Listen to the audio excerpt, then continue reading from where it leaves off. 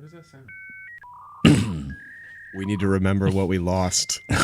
what they took from us. Dude, I feel like explaining to people how cool it was that you could go on the internet while your parents were on the phone feels so distant, but like, that was groundbreaking. Yeah. Totally. You didn't have to announce, like, I'm using the computer. Or, Mom, I'm on AIM right now.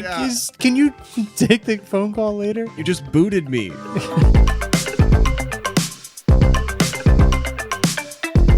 What is up, people of the internet? Welcome back to another wonderful episode of the Waveform podcast. Sans Marques. I'm your host, one of them, David. And I'm Andrew, and I'm excited for this wonderful episode. It's going to be a wonderful episode because we're going to be wondering where the heck Marques is because he's still not here, and it's troublesome.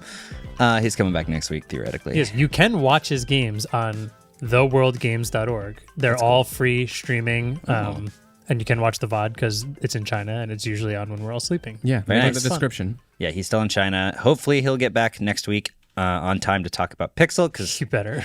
next week's Pixel Week. This week, we have a lot of interesting stuff for you. Mostly, it's a very AI-heavy week, I'm going to say. Notably, OpenAI released Chat GPT 5 the next day after we recorded the podcast last week. So we're a week late yet again. So we're going to discuss that. But there are good things about that because now there are actually reactions to it and we're not just saying what happened. They brought back GPT 4.0 because people apparently are in love with their chatbots now. Elon is suing Apple again. And Perplexity is offering to buy Chrome for a lot of money and it won't happen. But first, we finally got our official first look at the Pixel 10 Pro Fold from Google after they shared the Pixel 10s last week. I have not seen this yet, so I'm saving my live reaction for the podcast. Wait, let's see your live reaction. You've already seen it. I'm ready. Yeah, I'm ready. Live reaction. Live Andrew reaction cam. Oh, that's the Pixel 9 Fold. Yep. Pro Pro Fold. Pro Fold. What do you think? It's the same picture. Yep. That's right. All right. Sick. Next. Moving on. All right, I want to bring up something from last week. Yeah. The end of the podcast, we had a discussion. It was actually a trivia question that turned into a discussion about me putting folders on my dock. Right. And I felt like everyone was attacking me here. I'm sorry. No, it's okay. I'm glad you felt that way. I guess actually first, Ellis was not here. That's true. I would like to see Ellis's take on this. Okay. What is your thought on having folders with apps inside them on the dock of your phone? What did I say to you when you showed me? Because I got back from being sick and you were like, Ellis, I need your opinion on this. Did I don't remember. I think it was something along the lines of like, it's aesthetically, I can't co-sign it, but I do understand the like two tap, like the way your brain just sort of gets used to blind motor skills sort of stuff. You know what I mean? Like I could totally see myself it being really efficient to just be like Spotify or Bank of America. I agree. For those that didn't listen, until you download something new. Yeah. For those that didn't listen last week, one of the trivia questions was how well Andrew and I know each other. And one of the questions was what apps are on our dock on our phones. Andrew has two folders full of apps on Two his folders dock. with 12 apps each. Yeah. Nice. So you could have picked one of 24 plus 3 others. Wow. 27 apps and you would have been correct on it. I did get all 4 right? You did get them all right. Yeah.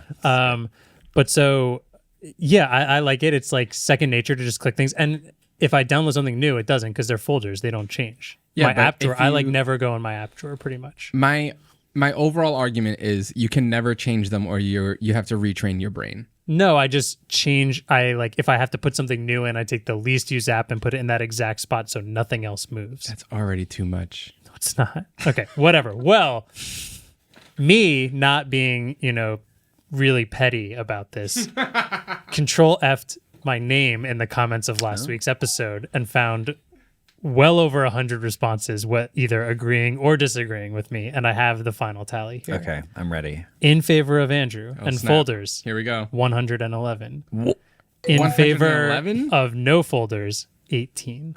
So there's 111 people that are psychotic. Do these people actually have the same setup, though, or are they just saying it's okay for you to be this way? No. A lot of them said folders in. I specifically did not pick the people who said, this is such a good idea. I'm going to be using this from now on. I will say, the 18 people, you were all really mean about it though.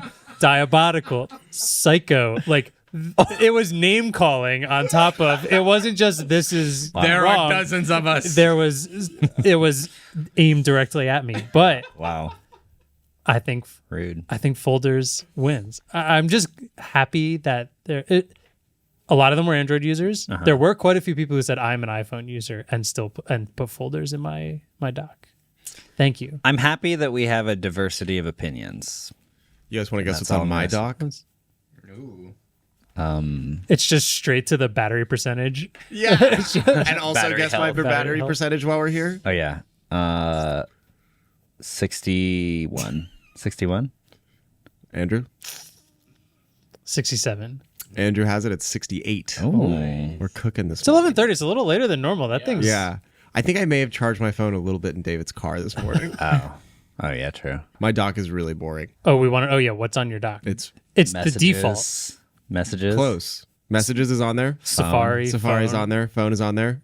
Camera. No, there's nothing. It's just 3. Oh, Oh yeah, I remember seeing it that looks so weird. when I was hanging out with you earlier this week. Yeah, and I was like, oh, you did 3 apps? Yeah, yeah. on And so it's centered. That's. You can You know still what? I center like that. 4 things. Can you put No, 5 on an it's- iPhone dock? No, right? If you not on the MIDI if you can. I think you might be able to with the small. I don't know actually. All right. Well, we're going to move on to our first actual story here, which is that Apple is reportedly making a $600 12.9-inch MacBook running Apple Silicon. We talked about this earlier in June, actually, because there was a rumor that there was going to be a MacBook with an A18 Pro chip in it, or an A18 in it. And now we have some more details, according to DigiTimes, that says that this laptop could start between $599 and $699, which is crazy. That's crazy. That's a very specific range. The price? Like they're very confident. Yeah, they're very confident. I know. Not even like, oh, $499 to like $999. They're Yeah. like, no, it's within $100. Yeah, well, $599 to $699, it's like that is pretty amazing. I think they're definitely going after sort of the cheaper like Chromebook kind of crowd here. A lot of Chromebooks are obviously still cheaper than this, but a lot of people are very used to Mac OS or just want to have a lightweight, small, thin laptop. We've talked at length about how we want the 12-inch MacBook to make a comeback because it was so incredible, so thin, so small. And I think that could be really cool. Min-Ching Kuo, who is a leaker for a lot of kind of stuff like this, is suggesting that it could come in silver, blue, pink, and yellow and would be powered by the A18 Pro chip from the iPhone 16 Pro.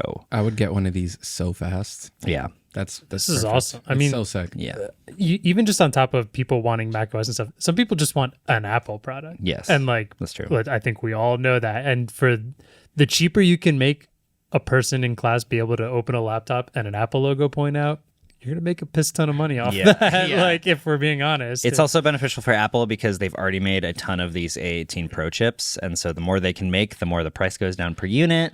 They probably have leftovers from the iPhone 16, that kind of stuff. And that's the reason that Apple for a while was they were taking last year's Pro processor and basically putting it in the next year's cheaper phone because they were, it was just a way for them to like use old stock to lower the price of the unit. Now, because it's the A18 Pro, it would not have things like Thunderbolt support, so it's going to be a little bit less capable, but I think a lot of people would probably be okay with that. A question I have is whether or not this thing would have the Apple C1 modem that we saw in the iPhone 16e, because it would be very nice to be able to have a super thin and light laptop that had its own mobile data. every time you bring this up, it's like, why don't we have that? Well, it's Or mostly the we- modem stuff. Yeah. And now, it is very easy to tether to your laptop from your phone, especially from an iPhone to a MacBook. And it even pops up pretty instantly that says, do you want to connect to your phone? So it's not that big of a deal. But I think the ability to just bring your laptop with you and not think about anything, a lot of people would pay for. No, I totally agree. It's funny because out of all the things I would want on this, Thunderbolt is something I probably would want because generally in a smaller computer, you probably have less storage and being able to just have like the fastest SSD on top of it, especially because you're down to pay more because you've spent so little on the actual computer itself. But I guess if you're spending the less amount, you're probably not dealing with big video files or Yeah. lots of images, stuff like The that. people that they're aiming this at are not necessarily people who are going to be dealing with that kind of stuff. Yeah, that's They accidentally made the Apple Silicon MacBook Airs like too good. Yeah. You know what I mean? That's actually like such a capable computer for so many non-professionals workflows that it's kind of overkill if you just need something to like take notes on. So yeah, I don't think anyone would miss Thunderbolt because I think already this computer's not going to be able to do anything in iMovie. And most of the people who are doing stuff, even with just like notes, documents, school stuff, all that's cloud based at this point. Anyways, you're in like Drive or something, so it's not even taking up space. So. Which ironically was the whole point of the Chromebook in the first place. Yeah. So yeah, Apple just wants a little market segment of that. It'll run Angry Birds really well though. True, because it's an iPhone processor. Okay, next story. Google is apparently adding a language tutor mode to Google Translate. hey, it's kind of cool. Okay, we agree. I am excited. Oh, you're excited for this. Okay, so Android Authority did a teardown of a new Google Translate APK that included effectively a whole-ass AI-based Duolingo competitor, which is very cool. You can tell the app your goals for learning the language, like if you're going on a trip or if you just want to talk to some, like a spouse or something more often, and it will personalize the learning experience for you. So it's got an audio mode, which plays words and different vocabulary for you, and you tap the ones that you recognize. There's a speaking mode where you can practice your pronunciation. It looks very full-fledged, surprisingly. It looks quite built out. You should go check it out on the Android Authority website. They have a whole video where they show it in action. So, I mean, most of the AI stuff is just putting together like a little interface, like a specialized interface for you. So... Yeah, I don't know. I'm terrible at languages. I wish I was better. This did remind me, though. Do you guys know that YouTuber that, like, all of his content is like, I surprised blah, blah, blah by speaking, Ugandan. Yeah, and, yeah. Speaking, like, Mandarin. Yeah, like at a Chinese fluently. restaurant. Yeah. He did one recently where I surprised ChatGPT by speaking computer language, and it's really funny. You should watch. He goes into it by, like, talking to ChatGPT in different languages, and he's like, can we just practice? And it goes back and forth, and then I'm pretty sure he starts talking in hexadecimal and he just says a bunch of numbers, and it'll be like, when it does that, ChatGPT starts going like, wow, you can speak in hexadecimal, and then it's like, can we go talk in a different language? And then he talks about like the robot uprising. It's like, chill, man, let's go talk in like French again or something like that, and gets like really like nervous sounding. Wow. You should go watch it. That's very funny. I think his content is very funny. That's cool. Yeah. Should Duolingo be nervous about this? No. You're a Duolingo user. Yeah, you're the heaviest Duolingo user here. What do you think? What am I, chopped liver? Yes. Chopped liver. Ellis and I both have a streak that I keep failing at. But I think this has potential to make them shiver a little bit. But I think Duolingo has such a like gamified version that this is more, from what we've seen so far, it looks more like very practical. It looks like, hey, I'm taking a trip next week or in a month, like, let me learn some quick language things so I know how to use the bathroom, Duolingo is it's way more social, it's way more fun. So unless they start adding those types of features, I'm not sure that this is like any direct competition. Yeah, I don't think that they're trying to make like a full-fledged, competitor. But it is interesting to see something that Google has made that's been basically the same since they made it and adding all these additional features. Yeah. I'm excited because there's a lot of, I shouldn't say a lot, like I'm trying to learn all the languages, but there are a lot of languages that Duolingo doesn't support still. And it doesn't seem like they're going to support them anytime soon. So that are in Google Translate. So I would assume that Gemini can whip something up for me real quick. Yeah, so this is an APK teardown from Android Authority, so I imagine that this is going to launch very soon, which makes me wonder if they're going to highlight it on the Pixels. That might be something they do. Gemini is already still pretty good at talking languages. Like actually, I'll do it right now. Hold on. Hey, I'm trying to learn Spanish. Do you think you could pretend to be a Spanish tutor and help me? Absolutamente.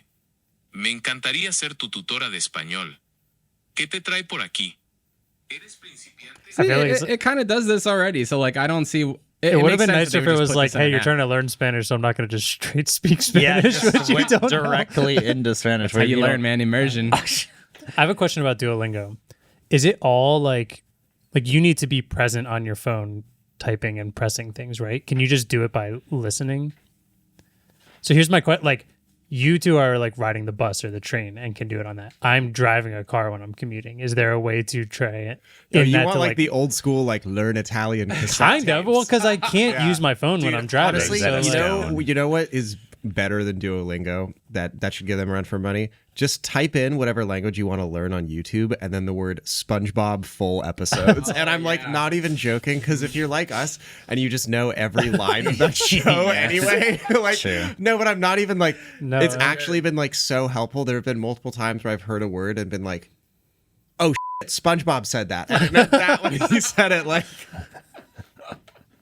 so maybe I'll just start watching SpongeBob. Yeah, with that's the pro move right there. Watching cartoons in the other languages. Okay. Dang. Lastly, before we go to break, I actually think that Ellis is going to like this a lot. There's this new app from the maker of Crouton, which is that cooking app that they made like a Vision Pro version and it won like an award. It's a very cool cooking app. They just released a new app called Cassette.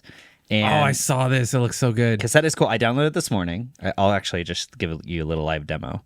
But basically what it is the idea was that we used to have camcorders. And on these camcorders, you would just record a few seconds, put the camcorder down.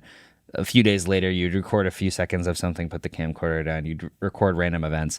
And then the tapes that you would have at the end would just be these tapes of like random moments of time that were all just sort of stitched together. And you'd label it like 2018 or like April 1996, something like that, and so the idea of Cassette is basically to do that with your videos on your phone. All right, so this is the interface. It effectively creates all of these different videotapes of different years of videos that have been taken on your phone, and it has like a TV with a VCR above it. Yeah, so it feels like you're like pulling out of your VHS catalog. Right. And so there's a take me somewhere button, which basically randomizes which one you watch. But if I hit like the 2018 one, it takes it out, it puts it in the little TV, and then you can play, you can fast forward, you can rewind, or you can like randomize. But I guess 2018 is probably not the best one to do because I only have one video from then. Hold on. Yeah, there's an eject button. So let's just say 2023. So it puts it in. There's vibrations. It's very cool.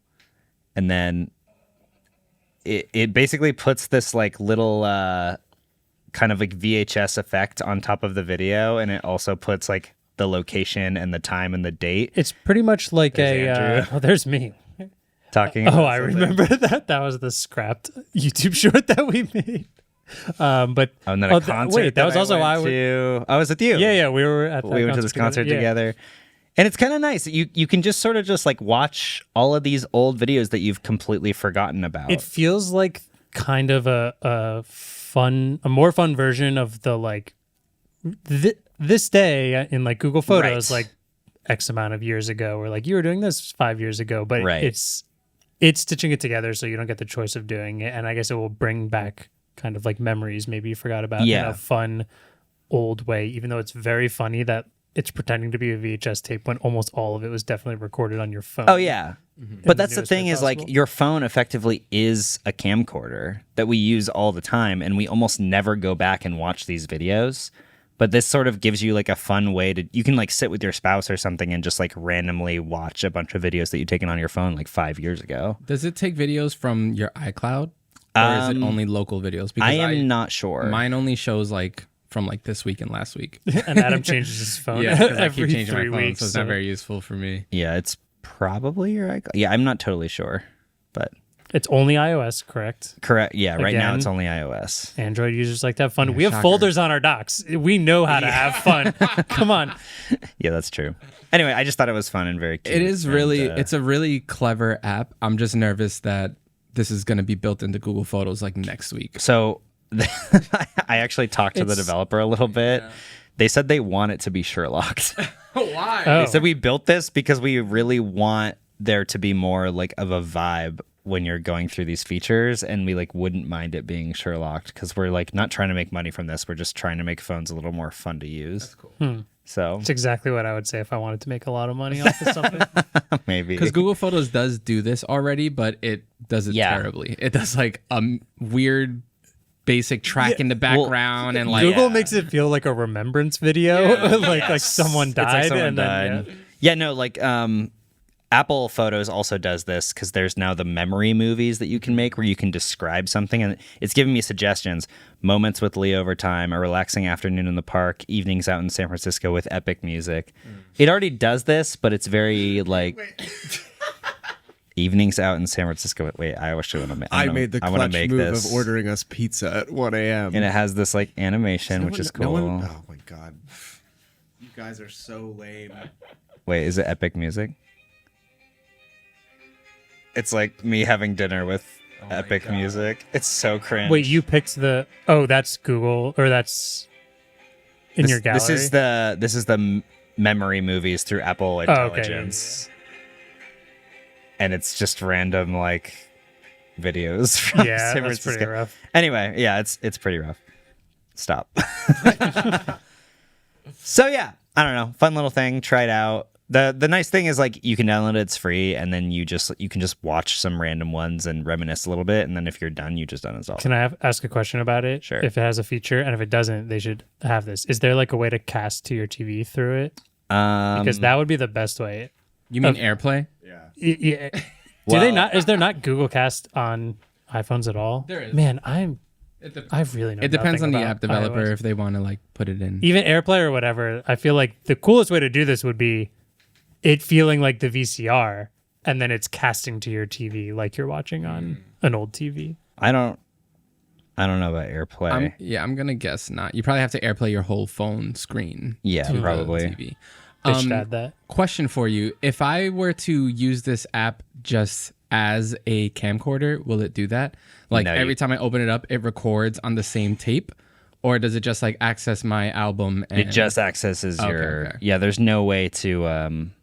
like record continuously. No, you can't record through the app. on the same file. You can't record through the app. That's what I was questioning. Yeah, and then the other thing is, I guess there is a paid version that's a one-time purchase of $8, and it lets you manually select videos. So I guess you can't normally manually select them, but I think that's part of the point, is that it sort of just like randomizes, and it's fun to just watch I find the this old so stuff. interesting, this trend of like all these old analog things coming back in the form of apps because we miss we lost. putting things in. Ellis and I were talking about this at his apartment the other night. Like Ellis has this amazing multi CD That Andrew gave mixer that Andrew gave him, Yeah, that's how I was pointing out. I was like, you brought all this joy into my life. Oh, yeah. and it's so cool. It's the only time. It's so cool because you can put up to 5 discs in it, and there's a randomize feature, and the number of the song on the disc disappears after it plays. And there's just all these really cool. There's like a big grid of numbers from 1 to 25 or however many songs are on the album, and every time a song finishes, the number goes black, and so Yeah. if it's on shuffle, it'll like speckle out. Yeah, it's cool. I don't know. So sick. My parents had one that held like 50 CDs in this. It was basically a big spinning rack that held them all vertically and would spin around, and I guess it would like feed it into the thing. And My brother Yeah. in Christ, that's a jukebox. pretty much. Yeah. I remember it. Yeah, It's funny because this Such is just CDs how were crazy. we used to listen to music. Like this makes me feel Yeah, I old. know. I know. No, I don't know. You want I to feel old? feel old yet. AOL's killing dial-up next month. Oh my! Wait, it's still going. Yeah, There's a lot of people that still use dial-up. 160,000 people according to the Are 2023 those census. actual people that use dial-up, or is it like fax Okay. machines? or people who still pay and just don't know they're still paying. Yeah. Yeah. Yeah, no. I mean, speaking of like, just really quickly, just the things that we've lost. None of this is on the docs, by the way. I know, it's We're not- just going off the rails now. Apple, in the most recent beta of macOS Tahoe, and I think the iPadOS version, added in preview, because the preview app's icon is a loop, which, if you don't know, is like a little magnifying glass that you put on the back of a 4x5 camera so you can see the critical focus that you're focusing on, or so you can look at a positive piece of film on a light table. Those words mean things. They do. And they added a little Easter egg where you can now move around a loop on the app. Oh. And it's just for fun. And someone had tweeted about it, and someone commented, "Wow, typical Apple adding useless features." And I'm like, bro, if you come on. Do you want no fun in your life? Like, I hate whimsy. it's literally, I'm like, does everything have to be practical? Jeez. Also, before the dentists and jewelers get in the comments, loop is any sort of small magnifying glass that sits in front of your That's eye. true. It doesn't have to be for film. Yeah. But it is. For I film. use it for that. Or what's the camera one called? The Chapman's loop. The one that suctions onto the rear screen. Yeah, Chapman loop.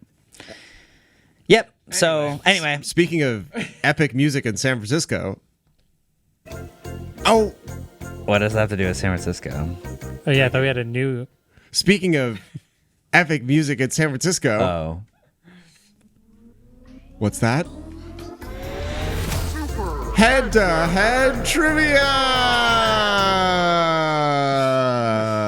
What's up? Welcome back to my first round of super head-to-head trivia because I was sick last week. But first, a correction. Because 2 weeks in the future, I will make a mistake. And the reason I can say that is because that is when Trivia Extravaganza X.0 comes out. But in that episode, which no one's heard yet, which we could just edit. Yeah, wait, why? But we won't. Why are you editing? I said For the meme. that Claude was a Dutch name when it's actually a French name. I forgot one of the most famous Frenchmen of all time, Claude Monet. Yes. So I apologize for when that happens. Nice. Real ones know. No, they don't. Not yet. They will know. Yeah, well, they real know ones- now. Real ones will know. It shall be known. Guys, in this second instance of Super Head-to-Head Trivia, the game where we ask you guys questions about each other to test your friendship. This time we're going to be asking each one of you one question about the other person per break. So this first round, David, we're going to be asking you a question about Andrew. Ooh, okay. And that question is, what was Andrew's first job? I'm kidding. That's not the question. Oh, okay. It could have But been. something that Waveform listeners may not know is that Andrew has a tattoo on his shoulder. What is this a tattoo of? Andrew's thinking? No, I'm thinking of how Ellis knows that. No reason. Because we're buds. Yeah, we're pals. How do you know that? It was. We'll be right back. I've got a tattoo somewhere else.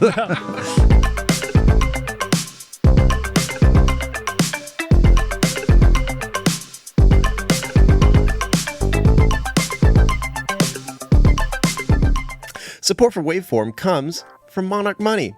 When you get to that certain age, you realize that finances can be messy and confusing, but Monarch Money can act like your personal CFO, giving you full visibility and control so you can stop just simply earning and start growing instead.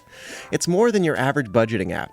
Monarch Money is a complete financial command center for your accounts, investments, and goals. You don't want to just manage your money, you want to build wealth. And without a clear financial picture, financial dreams can feel out of reach. It's the reason Monarch Money makes managing money simple, even for busy lives. With all your accounts, credit cards, and investments in one place, you'll always know where your money stands without the hassle. You can track your spending, savings, and investments effortlessly so you can focus on what matters most, making your biggest life goals a reality. Plus, you can even share access with a financial advisor or tax pro at no extra cost. Get control of your overall finances with Monarch Money. Use code WAVE at monarchmoney.com in your browser for half off your first year. That's 50% off your first year at monarchmoney.com with code WAVE.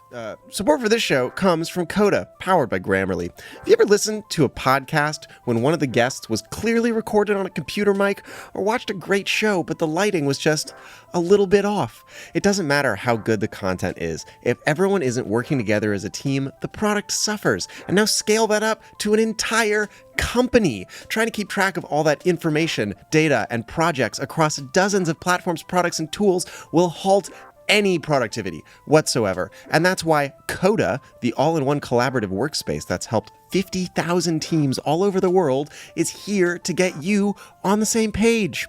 By offering the flexibility of docs with the structure of spreadsheets, Coda facilitates deeper teamwork and quicker creativity.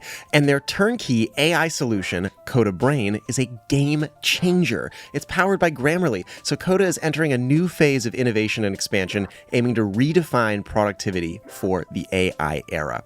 Whether you're a startup looking to organize the chaos while staying nimble, or an enterprise organization looking for better alignment, Coda matches your working style. Its seamless workspace connects to hundreds of your favorite tools, including Salesforce, Jira, Asana, and Figma, helping your teams transform their rituals and do more faster.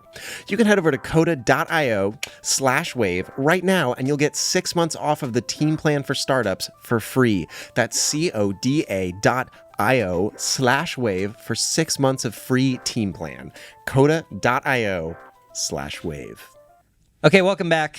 The biggest story that we missed last week because it happened the day after we recorded, as usual, is that OpenAI released GPT-5, which is their newest model. Yeah, I know. Yeah, pretty much. This big AI wave kind of happened because Chat GPT launched with GPT-3, so we went through GPT-4, which was like a pretty massive improvement. Then we had GPT 4.5 for a while. There was a 3.5 in there too. And then we've got all these micro models like 4.0 and all these things, but for a very long time, people have been waiting with bated breath because the jump from GPT-3 to GPT-4 was so big, people were thinking GPT-5 was going to be just as big. It's not. There's one thing I've seen about all this, and I don't even know if it's official, but have you seen that photo of like comparing the size of GPT-4 to 5? And it's like, it's just a photo of a circle that says GPT-4, a picture of the sun, which is like quite a bit bigger, and then a picture of GPT-5 that's like 3 times bigger than the sun. Yeah. Is this official, or it's been on the GPT subreddit for a while? I don't think so. When we were going from GPT-3 to GPT-4, people were making a bunch of memes like this. Okay, so this is probably a meme. And they were showing like the data size scales, and they were just making it like ridiculous. They were saying GPT-5 is going to be this big. Yes, probably not. So anyway, probably one of the biggest updates in GPT-5 is that you no longer need to select the model. We've talked about in Gemini, in Chat GPT, the most confusing thing about using these products is that they have all these models like Flash or like deep thinking or deep research, like all of these different things. Or pro, yeah, all these things. And for a regular person, it's like, how do you know which one is better for what? And it's confusing, and having to do that is annoying. Sam Altman did eventually say, yeah, this is really annoying. So one of the biggest updates is that they basically have an auto model router now based on your query. So whatever you ask it, it's supposed to automatically route you to the right model for your task, which has saved OpenAI quite a bit of money, they mentioned, because, it can use Flash more often when people would use the bigger model at different times, things like that. Something that's also interesting is that pro users are soon going to be able to connect their Gmail, Google Contacts, and Google Calendar to Chat GPT now. I didn't realize you couldn't already do that. Well, this surprised me a lot because it seems like that's one of Gemini's most powerful assets, right? Like Google has been in this incredible position because it has all of your data already. Not only does it have all of your like search data from just using Google, but it also has all of your emails and it has your calendar and like the things that you want agents to do or that you want your virtual assistants to do is to take action on things like your email and your calendar and search through things for you. So that has kind of been a thing that ChatGPT has not been able to do. So it's just surprising. I'm wondering and I'm guessing that there is some insane, huge backdoor deal where OpenAI is paying Google a ton of money to allow for this. I guess I don't know the exact. What does it take to be able to like log into something via Google? Like getting that pop up. OAuth. It's like it's a thing you build into your app. So basically you don't have to handle any of the user data yourself. You just let Google handle it and Google authenticates you. Yeah. So does Google have to pay? Because I have no idea. Can Google stop me from deciding I want to give ChatGPT all of my information in that sense? Or I don't know if your Gmail, I guess your email data would be something that you could pass off. Yeah. I mean, I think it's wild to do that. And I think I mean, we do it all the time when you log in. You're right. With your email on like Apple Mail or something. This is true. Yeah, this is true. This is true. But it specifically mentions logging in with Gmail, Google Calendar, and Google Contacts, though, which is different from just like the raw file types. You know, does that include? I don't know if that's as crazy as we're thinking, because that would be the same for me as like logging into a calendar app, logging into an email app, logging into a different like phone app. Like it has all that information that I put in there myself, but it doesn't have like my search history. You know, like Google still has that crazy amount of data. Totally. Yeah. And they get it by for default. Itself. Too. Yeah, by like, default. They just get it no matter what. You don't have to opt in. Yeah, when These you are use all still Google search opt-in, and you're so- like logged in your Google account, or if you use Google Chrome, like all of these are ways for Google to get more information about you. So I don't know. I'm gonna have to do some more research about that. It is and see if interesting, that's, yeah, see if because that's like a if you relationship. can just give that even top level information to ChatGPT and ask it questions about your calendar, like that's kind of what I want. It would be very surprising to me that they didn't do that before, which is why I'm thinking there must be some sort of deal, that's right? fair, Like yeah. I feel like when they made all of because they made all these GPTs that you could use a long time ago that were like specialized for different purposes, and it seems like being able to access your email would be one of the first things that they'd want to add. But who knows? So that's interesting. They bumped the context window up to 256,000 tokens from 200,000, and they have a new nano model available that is cheaper than Gemini, apparently. Anyways, it's been about a week since it launched. So, of course, they launched it on Thursdays. Now we've had time to actually digest this update, see what people are saying about it. And it's not all as positive as OpenAI would have liked you to believe when they announced it. Most people are saying that it feels a lot colder and more generic and data-driven than emotionally driven, which is great to That me. sounds Yeah. awesome. which is really good. That's what I want from my tool. Yeah, I don't. I hate when things are data driven. I know. Yeah, I mean, one of the main updates to this is supposed to be that it hallucinates significantly less. Sounds great. And that sounds Kudos. great. Yeah. But there was a lot of backlash because initially when they launched GPT-5, they just killed the 4.0 model, which was like the previous model that people had been using. Mm-hmm. And apparently a lot of people got very upset about it because they had formed emotional bonds with their robots, which I really thought was going to take a little bit longer to happen, but apparently not. Apparently it happened immediately. So that's not fun. Now maybe GPT-5 will just understand when you're typing in a query that you wanted to be emotional about it and send it to GPT-4o. Well, There's no, like, without you spicy knowing button? which one. This ain't grok. Yeah, based on the backlash, Sam Altman did say that they're going to be tweaking things to make it have a little bit warmer of a personality, and then also give it access directly to the deep thinking mode when people want it. Also, apparently, people were saying it felt a lot dumber than 4.0, and then Sam Altman said that on the day that it launched, the auto model switcher was broken, which that seems like an excuse. I don't know. Anyway, a lot of people are not super happy with it, but I do think this is probably going to be the future of these services, is that you're just going to have some kind of AI model that you go and just ask things to, and you're not going to have to be like, I want it to be faster this time. I want it to think deeper this time. If it sounds like the two biggest things here in terms of like features are auto choosing which model to use, that sounds like a great feature. Yeah. I totally agree that like AI's whole thing is supposed to be like, this is easier. You can use your natural language. You can find stuff out without having to like learn SEO like speak. So being able to pick or having to pick between them before was dumb. Yeah. And like really confusing. So doing that is awesome. Colder and data driven also sounds incredible to me. I think that is a great move. And I think maybe I wish it was even colder and more data driven. Yeah. That sounds pretty good. So this sounds like they knocked it out of the park. Yeah. Yeah. Yeah. I guess if people want it to be, nah. Yeah. I don't guess like it it. could, I don't- like, the same way it auto detects your query and decides a model, it could, like, determine how warmly it speaks to you based on your question, you know? Because if you're like, hey, I don't know, what's the difference between these two things? It's like, okay, let me be, like, friendly. And if you're like, hey, I have a medical condition, blah, blah, blah, like, help me figure this out, then it'll be, like, more to the point. Yeah. They specifically said that it was much better for medical queries, which go see a doctor. Yeah. Can you not just ask it? Like, if you want it to be Warmer. less cold, can you just be like, call me senpai, and then it'll like do that? I kind of assumed that, but like that's the problem is if you can keep asking it to do things that you want, at what point is it not just feeding you? I need a partner.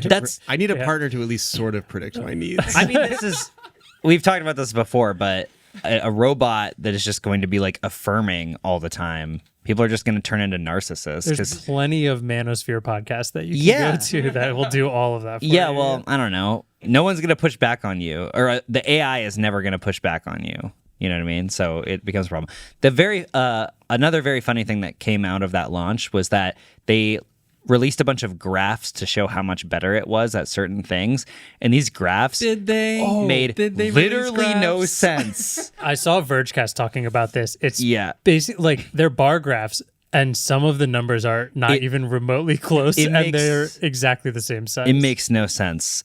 This one is an academic graph that just says software engineering bench verified with thinking, without thinking. And a lot of these graphs, like, they're the exact same size, but they have different numbers on them. So it says academic, and then it has 3 bars. The GPT-5 one is pink. It has 2 numbers. It's 52.8 or 74.9. 52.8 bar is higher than the bar next to it from OpenAI O3, which is 69.1. And that graph is the same size as GPT-4o, which the number is 30.8. So 52 is higher than 69, but 69 is the same as 30.8. Yeah. They also had another graph that was deceptiveness, and it just said it was rated a 50. What does that mean? Same. What does that mean? These AIs don't I'm also understand at 50. scale. Yeah, it was. Yeah. And people called this out, obviously, and they were like, sorry, we made this like the night before the presentation and we were really tired. And I'm like, this makes no sense. I feel like if you had given this to ChatGPT, it would have done a better job. No, I think this was made by an AI. No way. Yeah, because they don't understand scale. Graphing is like one of the first things we taught computers how to visualize. No, they are bad at. I've had a lot of trouble generating graphs with ChatGPT. Someone said vibe coded presentation. LOL. It's worse, it seems. So they're good at stuff like that. Like there was a few presentations ago where like it was Sam and a few engineers around this table in their office talking about some release, and it was like the worst sounding video I think I've ever seen on YouTube. Like it was so shocking that this company worth seemingly infinite amounts of money didn't. I remember that. We were all listening to it and we're like, mic someone properly. this is okay. Deception evals across models, which doesn't tell you at all what that means. There are 2 graphs. One is pink, one is clear. The pink one is much shorter and just says 50 at coding deception, whatever that means. And then there's one that's much taller that says 47.4. It's like, what is this? Have you guys used this model yet? I have not. I tried it, yeah. I tried it yesterday. I don't really, it's whatever. It well, I don't know if maybe this was already a thing in 4.0, but I used GPT-5 with Gemini, and I was trying to figure out how to edit a Google script that I have, which like pulls numbers from YouTube Analytics API, like all this stuff. So I was like, okay, here's the script, do this extra stuff for me. And I assumed Google Gemini would be able to do it, and it just completely shit the bed. Yeah. Which is like, it's a Google product and Google Gemini couldn't figure it out. But I put the same exact thing into ChatGPT and it just gave me the right answer. So really? they're doing something right. I don't know how useful that is to anyone else, but that's fair. It helped me yesterday. No, it is surprising with Gemini. They'll always make the announcements like, Gemini can now do this. And I'll be like, awesome. And then I'll be like, do this. And it's like, I can't do that. Okay. I don't know. These things are nebulous. How do you get on ChatGPT 5? It's automatic, It's already 5. They stopped allowing. Really? Yeah. Because if you just go to ChatGPT. I just asked ChatGPT, am I speaking with 4.0 or 5? And it said, you're speaking with 4.0. 5 is not out yet. Case in point, my friend. It just didn't tell 4, so it didn't No, get jealous. it's only a 5 right now. There is a way to switch it to 4.0 because people got upset that their little ChatGPT model ran away from them. Yeah, but it should automatically be 5 for you. This is the bad place. This is the bad place. All right, well, let's go to some cheerier news, which is Elon suing Apple for only listing OpenAI as the number 1 on the App Store. Yeah. So Elon tweeted, Apple is behaving in a manner that makes it impossible for any AI company besides OpenAI to reach number 1 in the App Store, which is an unequivocal antitrust violation. XAI will take immediate action. This is really funny because his tweet got community noted like crazy. First, the community note said in January 2025, DeepSeek was number 1 in the App Store. Then it said in July, Perplexity was number 1 in India's App Store. And both of these things happened before Apple and OpenAI's partnership was announced. So someone also did the, Grok, who's right about this? And Grok was like, lol, Elon is completely wrong. And Sam Altman's right. Community notes and Grok have hilariously been incredible because of how often it tells people they're wrong on the platform that they swear they're right on. Yeah. Apple also responded to this when reached for comment, and they said, the App Store is designed to be fair and free of bias. We feature thousands of apps through charts, algorithmic recommendations, and curated lists selected by experts and objective criteria. And if you look at how many ratings and reviews Grok versus Chat GPT has, Chat GPT just has like thousands of more reviews. So that's a thing. People are using it more. I'm sorry. Yeah, XAI. it was also funny because Sam started tweeting at Elon and they got into a little fight about things. And then I'm pretty sure like people brought up that OpenAI considers X links as potentially harmful. There's so many fun things of just everyone losing. Yeah, it was just a great thread. Love it. We live under a world of oligarchs, my friends. So anyway, lastly, last AI news, I promise. Perplexity has offered to buy Chrome again for $34.5 billion. This will never happen. Oh my God, me too. Yeah, true. I'm also offering $34.5 billion. Yeah, for context, Perplexity itself is valued at only $14 billion. But they got a bunch of... wimpy, 14 billion.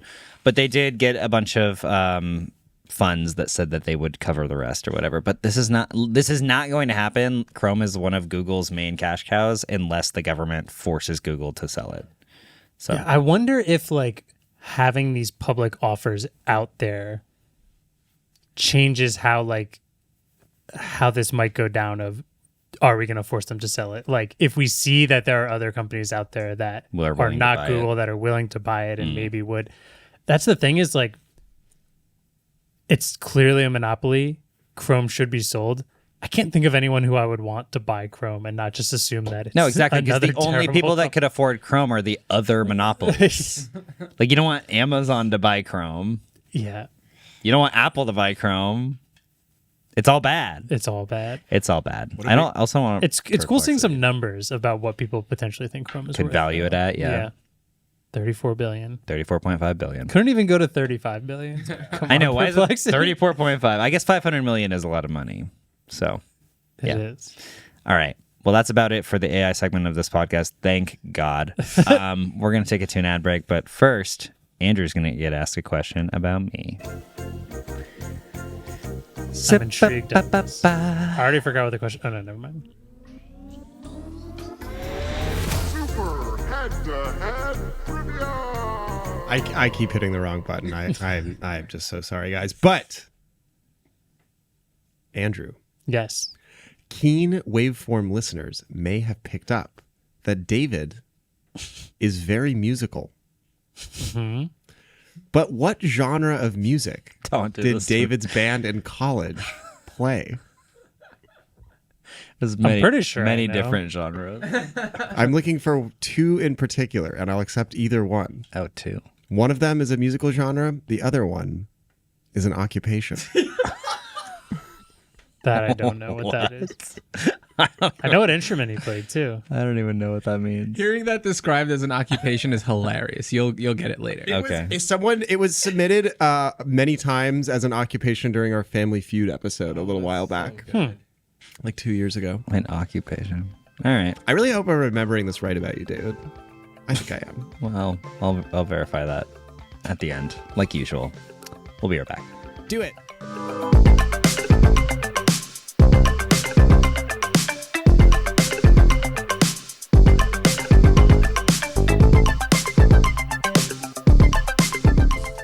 Support for this show comes from Shopify. Starting a business often comes with an endless to-do list, but the right tool can make all the difference. And for millions of businesses, that tool is Shopify. Shopify powers 10% of all e-commerce in the US and supports businesses of every size, from global brands like Mattel and Gymshark to newcomers who are just getting started. With hundreds of customizable templates, Shopify helps you quickly build a brand that looks and feels like yours. It also makes marketing simpler, letting you create email and social campaigns with ease. And with AI tools built specifically for e-commerce, you can generate product descriptions, discount codes, and more fast. And best yet, Shopify is your commerce expert with world-class expertise in everything from managing inventory to international shipping to processing returns and beyond. If you're ready to sell, you're ready for Shopify. You can turn your big business idea into with Shopify on your side. You can sign up for your $1 a month trial and start selling today at shopify.com/waveform. Go to shopify.com/waveform, shopify.com/waveform. Support for the show comes from Framer. Seems like everyone needs a website. And sure, there are plenty of websites that can give you cookie-cutter designs, but Framer is different. Framer is the design-first, no-code website builder that lets anyone ship a production-ready website in minutes. That means you can have the freedom to build a website that is professional, polished, and uniquely yours. No code, no compromises. It's built in AI, and it'll handle the heavy lifting by generating starter layouts and then coding behind the scenes. You'll be able to do A/B tests of your design, set up funnels, and see exactly where people click, all from one place. Having a good-looking website is basically a necessity in 2025. And honestly, if I'm looking something up and their website sucks, I immediately try and find something else. Looking at you, Easy Pass. Yeah. I have no idea how to build a website, but I am pretty experienced in computers. And Framer makes building a website feel much more like doing anything else in a computer. You can just log in. There's tutorials, templates, and other help for you to get started designing your new website. And best of all, there's tons of options for free if you want to just go test how everything works. Ready to build a site that looks hand-coded without hiring a developer? Launch your site for free at framer.com and use code WAVE, W-A-V-E, and get your first month of pro on the house. That's framer.com, promo code WAVE, framer.com, promo code WAVE. Rules and restrictions may apply. All right, welcome back. Two more. I want to redo that. No. Okay, we're back already, and I got booed. Two pretty quick things to talk about. Not by us. Ford sort of released something. Just like you did. All the headlines will say Ford's announcing a $30,000 EV truck. It's not exactly what they did, but I'll get into that. That's what I'm titling this episode. So. It's okay. Jim Farley, the CEO of Ford. Were you about to say Jim Ford? Just like Tim Apple.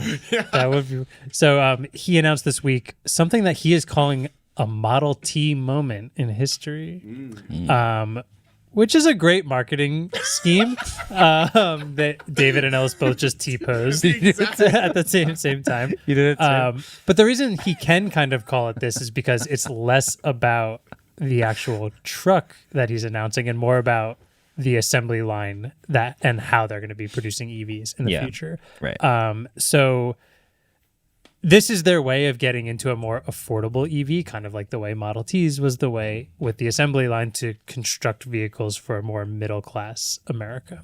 Back in, when was that, Ellis? You seem like you would know when the Model T came out. That is something Ellis would know. Ellis? Model T release 20? date. Model T came out in 1920. Did you just write Model T release date? Am I wrong? Is it 23? 20, it's either 3, 6, or 9. It was 1908. It was 1908? They stopped making it in Dang. 27. Wow, it's entire product generation on. Yeah, that was the Model T2. Well, joke's on you guys. I didn't know that. Anyways, the kind of cool thing about this is that it's not just a linear assembly line. They announced that this would be Multi-threaded. They were calling it like a tree. Yeah, tree. Where 3 separate lines can start production on different parts of the car simultaneously, and they would all like a zipper. funnel down into the end of the assembly line. Was no one already doing this? I don't know, man. I don't know anything about Yeah, I really don't know mass about production. assembly lines and stuff like that. So they're doing a lot of other things to make these cars more efficient in terms of like automation on the assembly line and things like it says 20% fewer parts, 25% fewer fasteners, and 4,000 feet shorter of wiring inside it versus the Mustang Mach-E. Where would that be on the OpenAI bar graph? I think it'd be right between Sun and GPT-4o. It's right next to 48. It's right next to deceptiveness. They're also going to be using lithium iron phosphate batteries, which they say will save space and weight. Lithium These iron are or cheaper types ion? of batteries. Iron. Iron. Iron? Like FE? I think so. Oh, wow. Interesting. Okay, sorry. Continue. This is all still just like, we're not going to see production of this till 2025. The $30,000 truck. It is 2025. Or sorry, 2027. Oh. Damn, that would be crazy. There's no pictures of this truck. They say it's 30,000. It's going to have a 0 to 60 of 4.5 seconds. It's going to be 4-door, more cubic feet in like interior space than a RAV4, and then that's not including the frunk.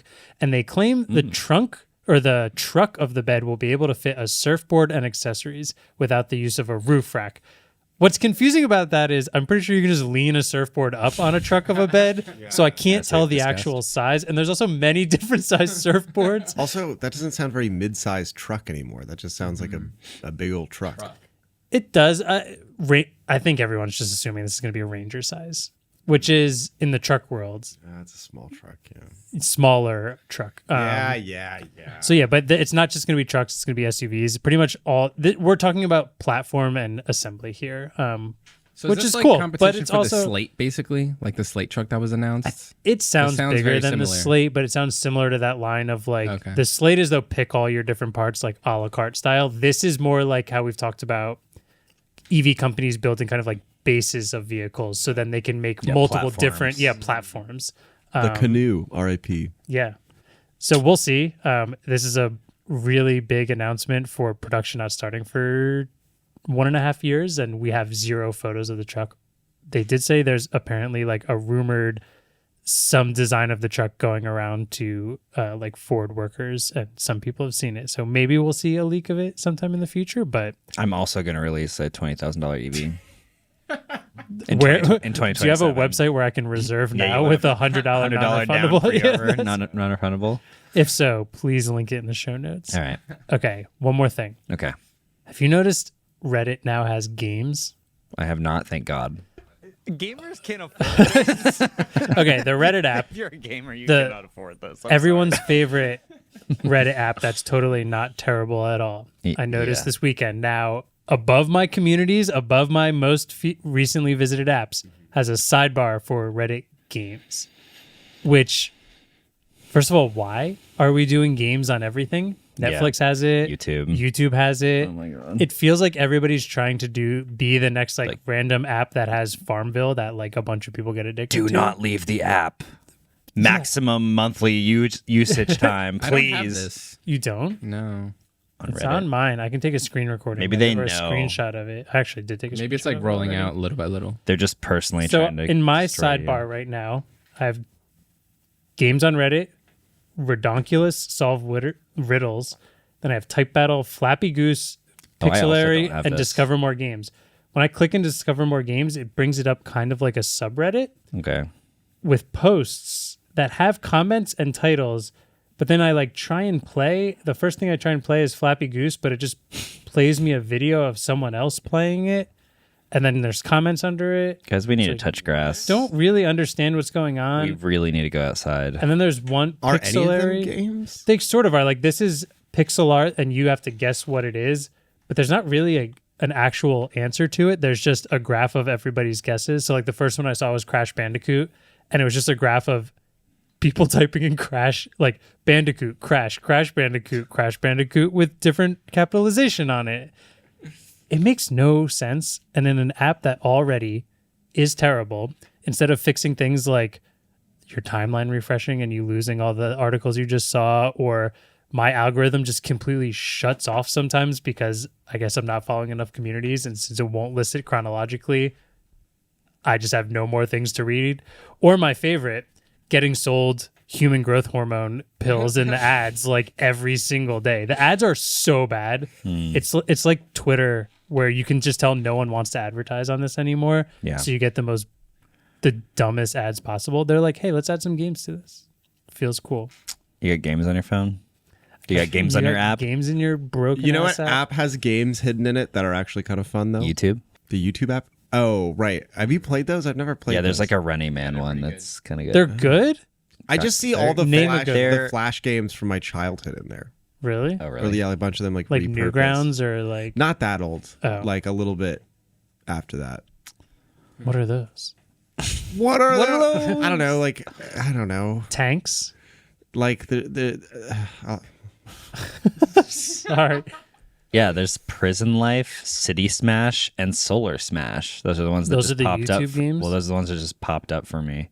I just don't get this trend of games. I would love there's got to be numbers somewhere of how many Flappy people are Dunk? playing. All you got to do is look at Wordle in the New York Times. Wordle got them so many new subscribers. Most of the That's New York true. Times money now comes from just people subscribing for their games specifically. Yeah, like, that is true. I think it's like more than half of their profit or something like crazy like that. Yeah. Don't quote me. That was an AI answer. I said flash games. I meant early mobile games from my. Okay. From my Yeah, a lot of these iPod are era. just kind of like early, easy mobile games that they put. But it's just, yeah, I don't know. It feels like every app at this point, every company, like it's very rare now that a company will be like, we're a company that does this. It's just that if you're a tech company and you have anything to do with social media, you also have now games and you do video and you do this and you do that. And it's like everyone wants to be TikTok first and then everyone wants to be this and everyone, it's just like, sorry. Speaking of, didn't Instagram just launch off the the rails. The like maps map thing? your friends thing Yeah. like Snapchat did? Yeah, Snap Maps. Snap or what did who's the CEO of Snap? Oh, Evan Spiegel. Evan Spiegel. Didn't he have like in his LinkedIn like It said, Facebook yeah, he said he worked at Meta, Yeah, it was like head of product. head or of something. product at Meta. Yeah. he's But gonna I have think it that was- like times 2 now? I think that was a joke though, but still pretty good. No, joke, it pretty is a funny. joke. All right. VP of product at Wait, Meta. you didn't. What app am I talking about that has goofy games in it that are pretty fun? Oh yeah, what is it? It's the United app. Oh, No but that makes way. sense. No. That Yeah. makes sense because the United App's whole thing is like You need to burn it. time. You can't pay for the internet, but it'll use the internet just in the app for X amount of things, so it can serve you a couple ads. Do you know how frustrating it is when I'm on an airplane and I just want to play Angry Birds and I can't because Angry Birds requires an internet connection now because of what they've taken from us? I've played a lot of blackjack on the United app. They've taken everything from us. fun. I like the that make the airplanes land. Although it's kind of freaky to play a game where you can make planes crash And you're on a plane. a little bit. All right. I think we're done here. We're done. Trivia. Oh yeah, you guys think you're friends? We're about to find out. Yeah. That makes it sound like you're gonna actively pit us against each other. Yeah, it's super head-to-head trivia. Oh. It's not super heads-together trivia. Although maybe that'll be fun for next time. You have to work cooperatively. Wait, that's a really good idea. Yeah. Thanks, I'm Let's do full it. of them. Co-op. Yeah, co-op. Couch co-op podcast. PVE. All right. David, Oh, yeah. something Waveform listeners may not know is that Andrew has a tattoo on his shoulder. What is this a tattoo of? A Frisbee. You're just gonna do it? What are the, You got a full what are the, 30 like- seconds to think about what it. are the really, like, generic ones? There's, like, What? the Aerosmith logo. The Aerosmith. Who is the Aerosmith logo? What does the Aerosmith Yeah, what logo is even it? look like? It's like, that's like a tramp stamp tattoo. That's the Are you saying Aerosmith. like the wings on it? Yeah, the wings. The angel wings. Hold Are you on. saying Andrew has a tramp stamp? Wait, no, hold on. I want to keep this going. If you think it's generic, like what generic tattoo would I have? I don't think They're it's not generic. that. Not generic tattoo. Like it's not a generic in the tattoo sense, but the one on my shoulder is not necessarily like artsy or creative. It is. Generic. You could call it that. An American flag. No. A gun. I don't know. What are some of? It's not a Frisbee. It's not a What frisbee. are a few of his favorite things? Oh, is it one of your favorite things? It is one of my favorite things. A beer. It is just a beer. I got it when I was 18, so that would be a beer. It's a logo. Really? Or part of it is a logo. Really? What brands does Andrew like? Why are you looking at Firefox. Is it a mountain? No. Good guess. Is it Patagonia? Like the Patagonia company logo? Yeah. That would be sick. You said Not gonna lie, that would be sick. REI. Costco. I don't know. Those are all I don't things know. I'm you writing like. these all on my future North, tattoo the list. North Face? No, it's not. All right, okay, let's do 20 questions. Okay, let's do 10 questions. Okay. 10 questions. Is it a person, place, or thing? That's not a it has to be a yes or no question. That is. Is it a person, place, or thing? Yes. Yes. That's everything. That's all the things. I guess it is a thing. Is it a vague concept? Like, Is it a sport? Yes. Is it Okay, you whittled it down. No, Is it a football? no. It's a sport. It's a sport. the Object. football logo. It's a sport logo. A sport logo. Yes. Oh, the Devils logo? Yes. Wow, I did it! I did it in one question. Didn't need 20. Through the magic of editing. Call me a magic 8-ball. It's a little. It's the Devils logo, and then there's actually this like devil on skates with a hockey stick from their AHL logo, like incorporated. Can I see it? Yes. Off the pod. Yeah. This is. I don't want Isn't it this just your part on the shoulder? pod. Shoulder blade. Oh, I see it through your shirt. Oh, It's really faded. oh wow. That's cool. How old? It's almost 20 years old. Wow. Your tattoo is older than Chat GPT. Feel old yet? Probably. No. Yeah. Feel old. Feel old Your yet? tattoo's older. All right. Well, Andrew, Yeah. now it's your turn. Okay. It is Because David, while in college, was in a band. And high school. Yeah, actually, I realized I got that wrong. It was your high school. Well, it band. was half high school, half college. As a young man, 4 David was in a band. What genre of music did this band perform? I'm like very confident about this, which makes me worried that I'm wrund. If you can get I'm both also- words I'm looking for. I'm only trying to choose one. I have literally no idea what the other one is. All right. Should I flip it? Let's wait for the ending of the sound. Build more suspense. Yeah. Ding. AOL dial-up internet. That's only one. That was It the is one, answer though. I wrote that I ska. was looking for, though. You're at ska. Ska. Okay. What was you looking for? The other word I was looking for, and David, please correct me if I'm wrong. Okay. The other word I was looking for was pirate. Yeah. Okay, yeah. You know, that's actually true. Pirate I ska. should have gotten that. Yeah, Okay. I would classify it. We Why had do both of you have a history with pirates? Yeah. It's true. You guys should collab. We Yeah. should.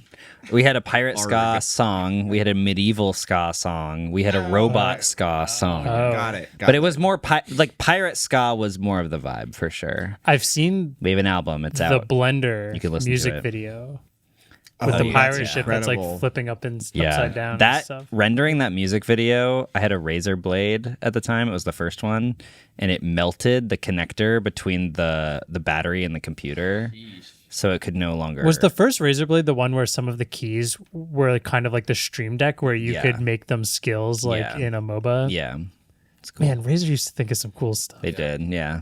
The album is called Smoke and Mirrors by Loose Cannon Mariachi. You can find the album on any streaming platform. There are also many YouTube videos of us playing at county fairs Nice. and in coffee shops. Anyway, I'm never going to make money from that, so You never know. we have over 1,000 plays. Hey. So that's been it. Yeah. Thanks for listening to this episode of the Waveform podcast. I don't think there's anything else. Wait, I got something. He's got something. Adam has something. The Premier League starts this week. Oh yeah. I know a lot of people don't care, so you can start tuning out. But if you do care about Premier League football, soccer, footy, I am setting up a fantasy draft that I will link down in the description so you can join and we can just have a Waveform fantasy Premier League soccer thing. So do that. And the winner of it gets to be the Nothing. Waveform producer for one day. Oh, actually, I would love that. If we get Marques to sign off on that, I would do that. Yeah. Probably not, though, so don't get Probably not. Mostly just for funsies. Sports. Marquez will be back next week. Thank God. Next week, we'll be talking about all the pixels Pixel. that are going to be launching. So it's going to be a big week, very exciting week. We're definitely going to learn new things. Definitely. So, I'm really excited. I'm almost definitely pre-ordering this new Pixel. The next bunch of weeks for Waveform are really sick. We have sick. Pixel, We and have then we have iPhone. Trivia Extravaganza, Oh, yeah. and then iPhone right after that, Yeah. and then it goes back to sucking.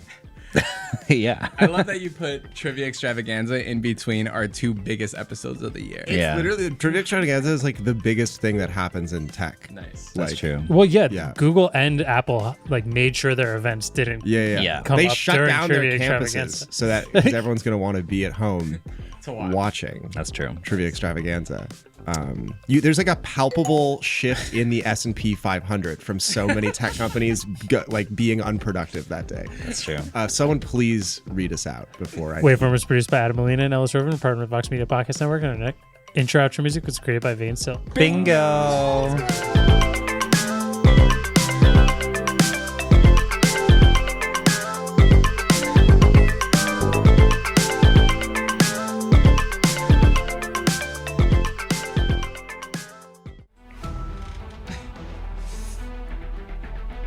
I shouldn't have done that. Now I just have to wait. Now we gotta wait.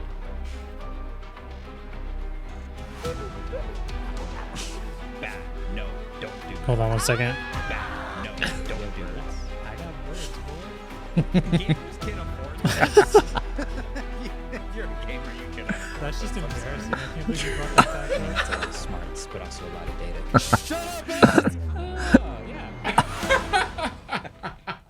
Wait, that's incredible. That was awesome. Wow. So dope.